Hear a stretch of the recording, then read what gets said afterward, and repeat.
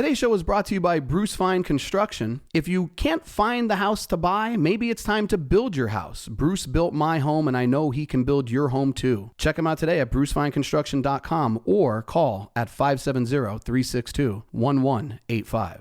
Today's episode is brought to you by Pillar to Post Home Inspectors. Don't buy a home without getting it inspected. You need to use a home inspector you can trust, and that's why I recommend Eric Rubin at Pillar to Post Home Inspectors. If you're buying a home, call the Rubin team today at 570-438-1010. This episode is brought to you today by Whitehall Mortgage. Where there's a will, there's a Whitehall. Buying a home starts by getting a pre-approval, and nobody does it better than Doug in Dallas. Call them today at 570-562-7505 or apply online at whitehallmortgagefinancial.com. Hi, everybody. I'm Dave Wychak. I'm the host of the Real Estate Right Now podcast, and I've got a great episode on tap for today. What we're going to talk about is property management. Right now, the real estate market's becoming really challenging, and there's a lot of brokerages out there that I think are looking for ways to supplement their income. And when they think about that, a lot of them turn to property management. And we don't do it. And I'm going to tell you why we don't do it. Now, look, that doesn't mean that it's something that you shouldn't do. But if you're a brokerage like mine, and we're a small brokerage, we have roughly 40 agents, there's times when you look at that, earnings statement and you're kind of thinking, geez, it'd be nicer if we had a little bit more money. And I know there's a lot of brokerages just like mine all over the country. So you may be considering property management. It may be something that you're thinking about doing.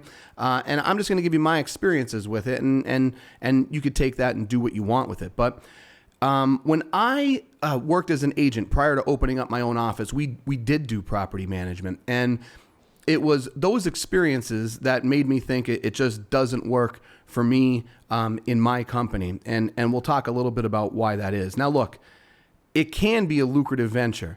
There's people out there that do really well with property management. And I think what it really boils down to for me is that I think you can be a great realtor, and I think you could be a great property manager. But I think it's very, very difficult to be both. And when I was doing property management, I was trying to do both. I was a realtor. I was trying to sell homes, but I was also trying to manage properties, and it can get overwhelming. I think about the things that I did as a property manager, and I look back at it and I think, man, maybe I shouldn't have done it, because I think if I just focused on sales, I would have made more money. I would have been in a better position. But, the one good thing that came from it is I got a lot of experience, and it made me realize that in my own brokerage, it wasn't right for me. We live here in northeastern Pennsylvania, so there would be times in the wintertime you would get a call where you would have frozen pipes, and, you're downstairs in a basement holding a blow dryer up to a copper pipe, trying to get the water flowing back through the house. And, I've done that before. Evictions can get really weird sometimes, not necessarily when you're at the magistrate's office, but about 10 years ago, there was a local property manager.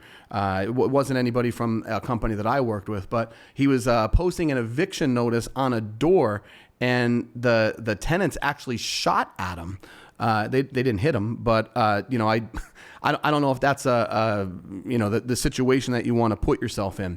When you're doing property management, you end up doing things that maybe you wouldn't necessarily think that you would do in the real estate industry. You end up cleaning out apartments of stuff that gets left behind.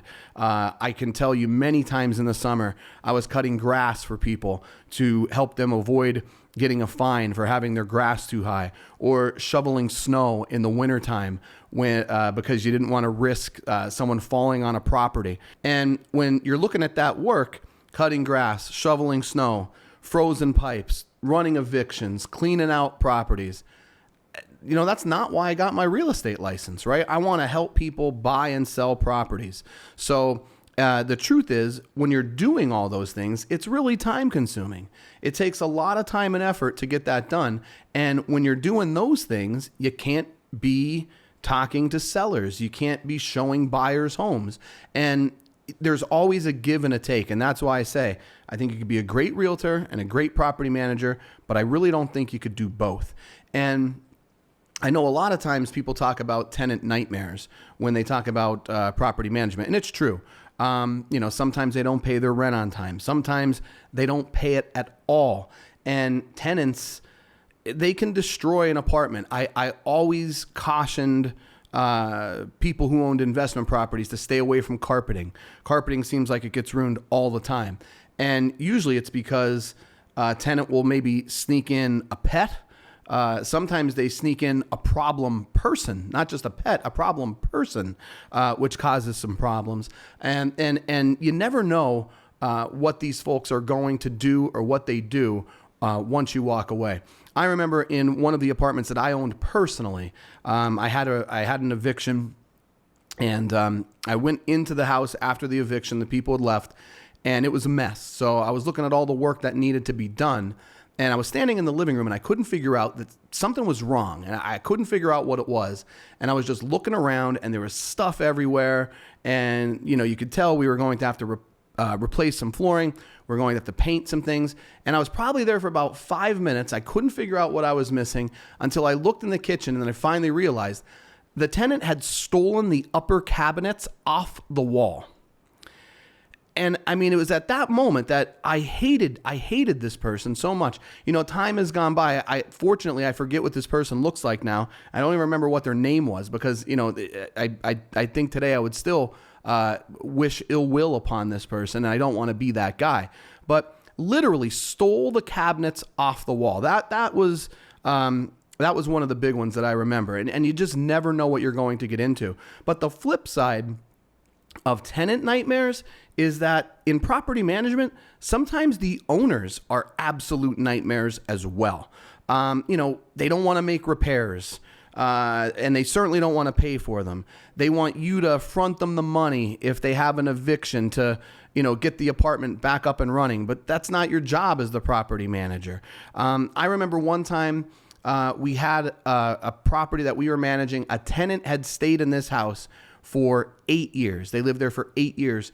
And when they moved out, it was one of the cleaner apartments I've ever seen when a tenant moved out. So our recommendation, what we said to the owner at the time was, look, you should paint the place. They've lived there for 8 years. We're going to list it again, try to find a new tenant. We recommend you paint it. And I remember how flabbergasted he was that we suggested painting an apartment after a family had lived there for 8 years, and they didn't want to do it. They didn't want to pay for it. And it's just, you think about how fortunate you are to have a tenant for 8 years and the only thing you have to do is paint. You would think that would be an easy yes. Sometimes it's not.